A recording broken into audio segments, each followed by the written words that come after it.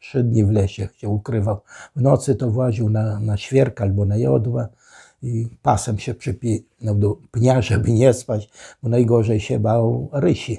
Bo na dole to wilki, a na górze mu ryś wejdzie.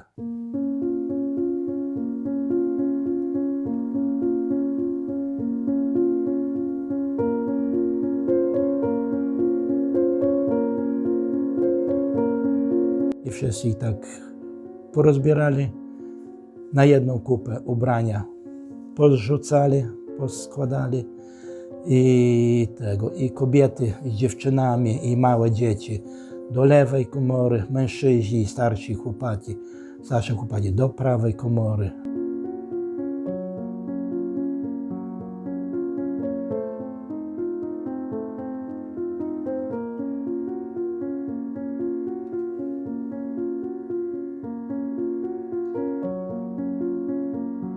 One przyjechali, Amerykanie przyjechali, pootwierali, wolność, nie ma wojny. Wojna się skończyła, do domu. No i do domu wracaliśmy wozem konnym.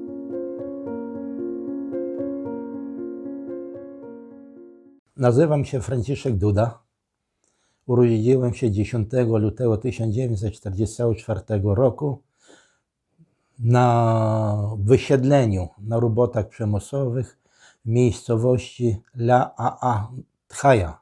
To jest dzisiejsze terytorium Austrii.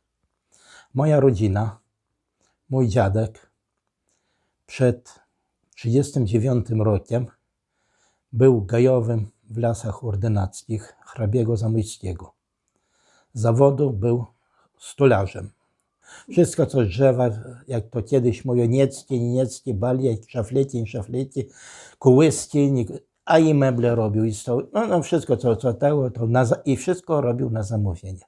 W środę dziadek jeździł zawsze na jarmark do Józefowa i sprzedawał te rzeczy, które miał.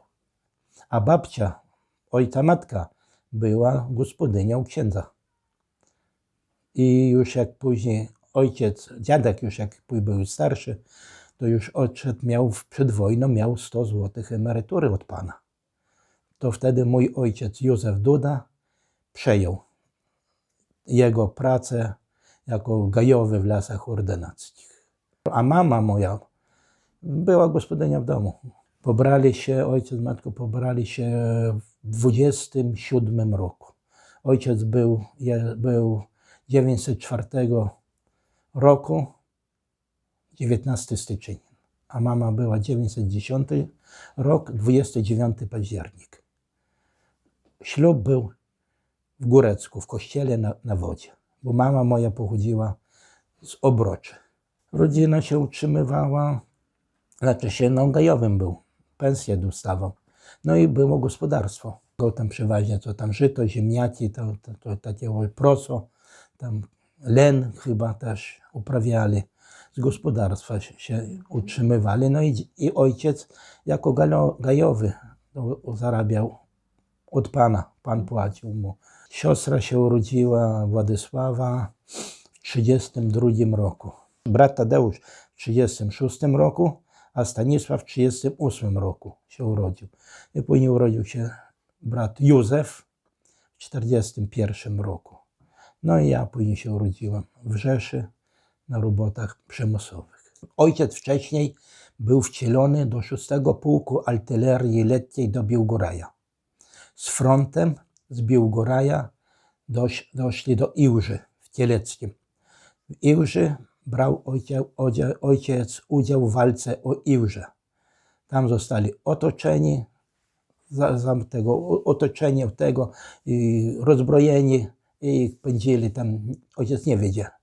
Na końcu tej kolumny ojciec szedł, a za nim szedł jeszcze, tam żołnierz niemiecki, i tam z przodu jakieś zamieszanie tam powstało i ten żołnierz do przodu poleciał. A ojciec tam patrzył, taki szpaler był, a ojciec przeskoczył przez szpaler, położył się i leżał. To wszystko odeszło, poszło, ojciec wieczora doczekał i po cichu do lasu. 3 dni w lesie się ukrywał. W nocy to właził na świerk albo na jodła i pasem się przypinał do pnia, żeby nie spać, bo najgorzej się bał rysi. Na dole to wilki, a na górze mówi, ryś wejdzie. I tak później po kolei gdzieś tam dalej odszedł i na piechotę wrócił z powrotem do Górecka, tutaj po miesiącu prawie. I wstąpił do AK. Był żołnierzem AK. Walczył. W 1943 roku, 1 czerwca, była pacyfikacja wsi Sochy. I tam właśnie jak Niemcy to na Jesiu toczyli, ojca brat zginął. Został zastrzelony i jego syn też zostali tam zastrzeleni. Oni później jak tutaj stąd przyszli, z ucieczki, jak to mówił ojciec, no to już nikogo nie było, wszystko tego. Wrócili z powrotem tutaj do domu, do Gajówki, tutaj do Górecka tam. I zaraz za dzień czy dwa, zaraz oblężenie, obława. No i nas zabrali w tym czasie. Pierwsze do Brzezin, tam koło szkoły, bo tam szkoła była w Brzezinach. Koło szkoły leżeli później na stację Krasnobród i do obozu w Zwierzyńcu. W obozie w Zwierzyńcu przebywaliśmy około 2 tygodni, całe tam 2 tygodnie, dokładnie nic nie pamiętam. Cała rodzina, to znaczy się wszyscy z całą rodziną, to ojciec, matka i 4 dzieci. W Zwierzyńcu byliśmy około 2 tygodni i ze Zwierzyńca później nas przywieźli do Zamościa. I w Zamościu tutaj naprzeciw Koszar, tutaj byliśmy też około 2 tygodni. I po tych 2 tygodniach, wtedy na co mam dokument, zaświadczenie z Archiwum Państwowego w Lublinie, że transportem zostaliśmy wywiezieni na roboty przemysłowe do Rzeszy. Ale to też nie jest prawdą, bo wywieźli nas pierwsze na Majdanek. Byliśmy na Majdanku około miesiąca, cały miesiąc, za 3 tygodnie, może więcej. I na Majdanku już doszło do tego, że nasza rodzina, wszyscy, którzy tam byli, to była tak zwana łaźnia. To wszystkich nas do tej łaźni. A to była komora śmierci, tam gazowali. I wszyscy ich tak porozbierali na jedną kupę ubrania.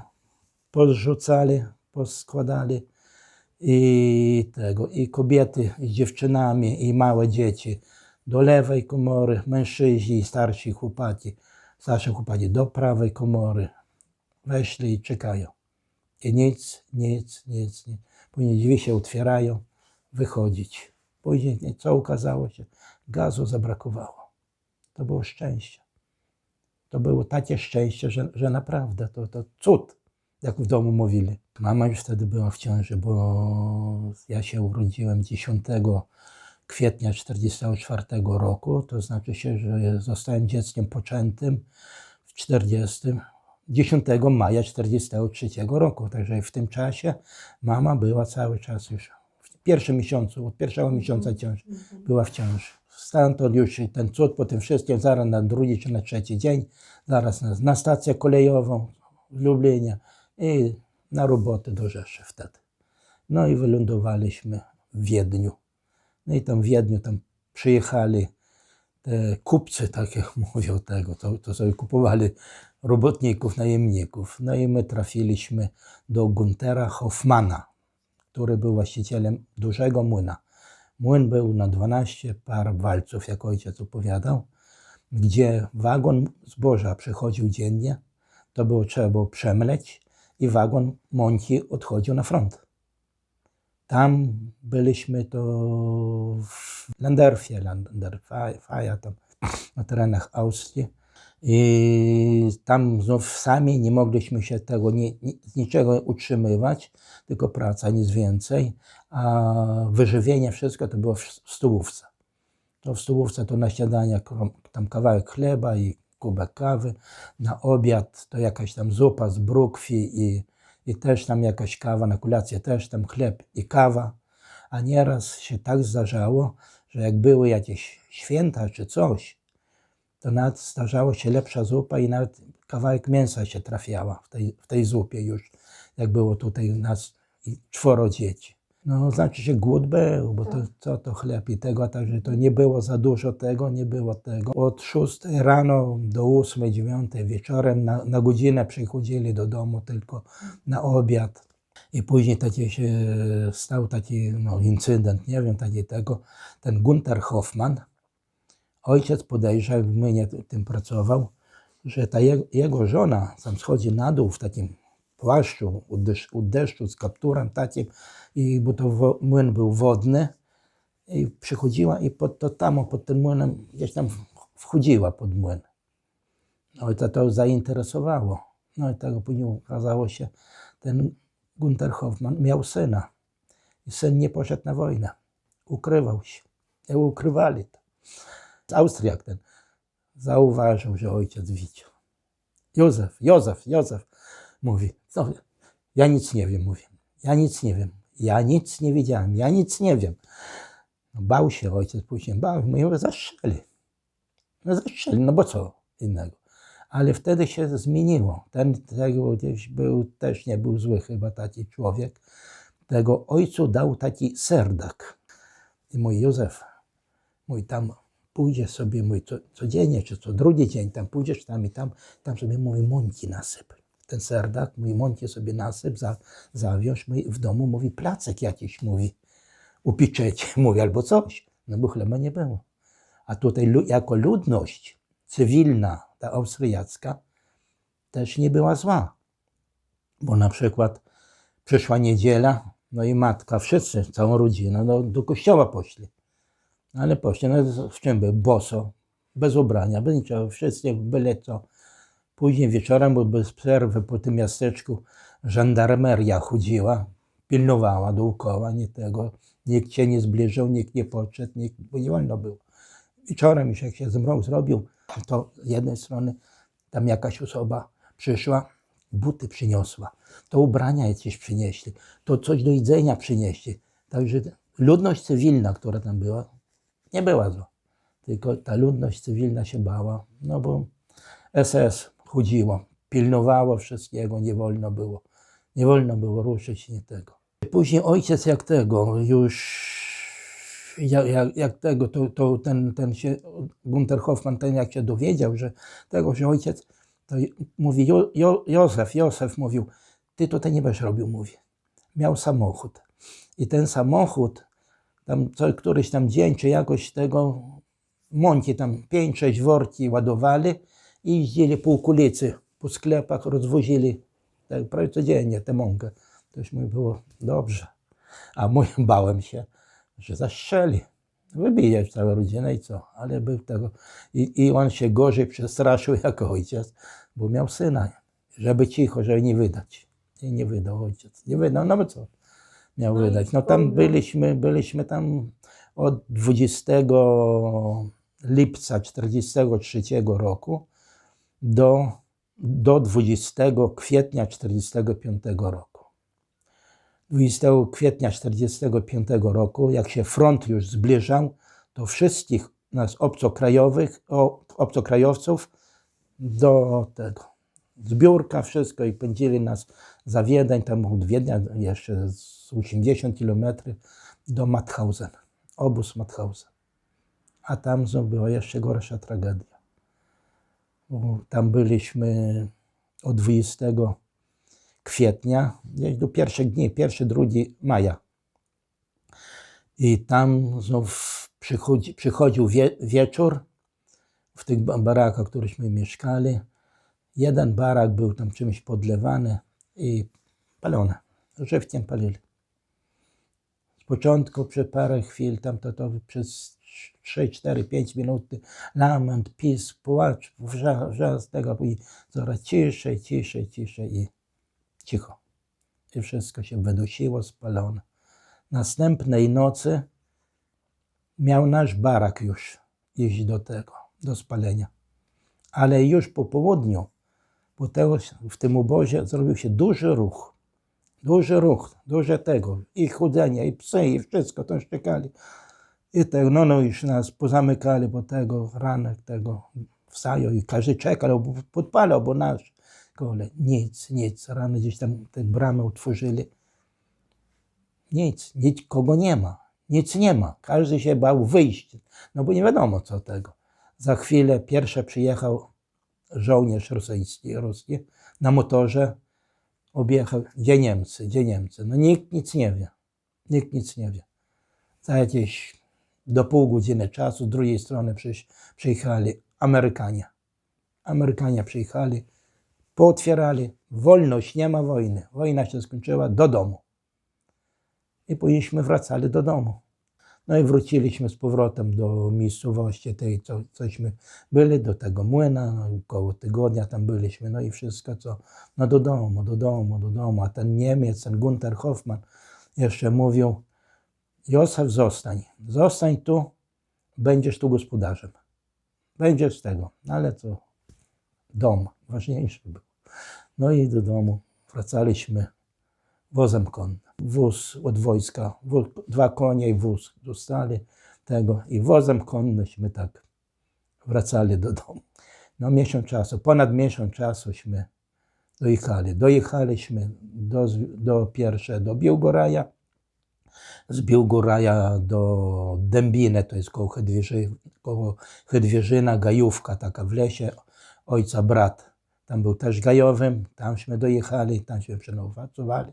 I jeszcze ten ojca brat mówi tego, Szczepan, mówi: Józef, tam nic nie ma. Mówi: tam nic nie ma, no ale jedziemy. Na drugi dzień przyjechaliśmy tutaj, a tu nic nie ma. Gajówka spalona, zrównana wszystko. Z ziemią, jak to się mówi, nic, a nic. I taka tułaczka później była. Pierwsze to do Babic, to jest tam jak u Suchy. Tam byliśmy około, nie wiem jak długo tego. To znów przyszli tego, bo tam krowę już jakieś mieliśmy, tam jeszcze, ten dom, jakaś tam ubora była, to w jednym ciągu takie było. Przyszli, chcieli krowę ukraść. I wleźli tutaj, bo były takie, nie wiem, no zasuwy jakie były zrobione, które zamykali. I tego chcieli utworzyć, nie mieli jak, to przez strych chcieli wejść i jej zapałkami zaświecić. I wzięli, podpalili, wszystko się spaliło. I to, cośmy mieli, jakieś tam zdjęcia, jakieś coś tego, no w nocy, bo to było w nocy, gdzieś po północy, to tyle, co mieliśmy tylko na sobie, co zdążyli z domu uciec, wyskoczyć, bo to wszystko strzech okryte, słomiane, jak to się mówi, to paliło się jak tego. I bez niczego z powrotem wróciliśmy do Górecka tutaj. I tutaj jakiś czas, no dłuższy czasu byliśmy w Górecku jeszcze.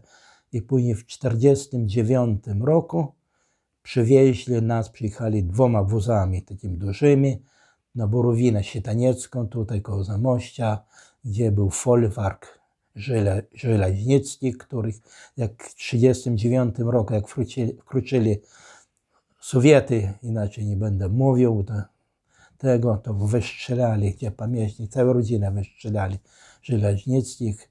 No i tutaj nas przywieźli i tutaj ojciec był kierownikiem tego gospodarstwa rolnego. To był kierownikiem przez pół roku. Kazali się zapisać się do partii. Ojciec odmówił, nie podpisał do końca, jeździł końmi.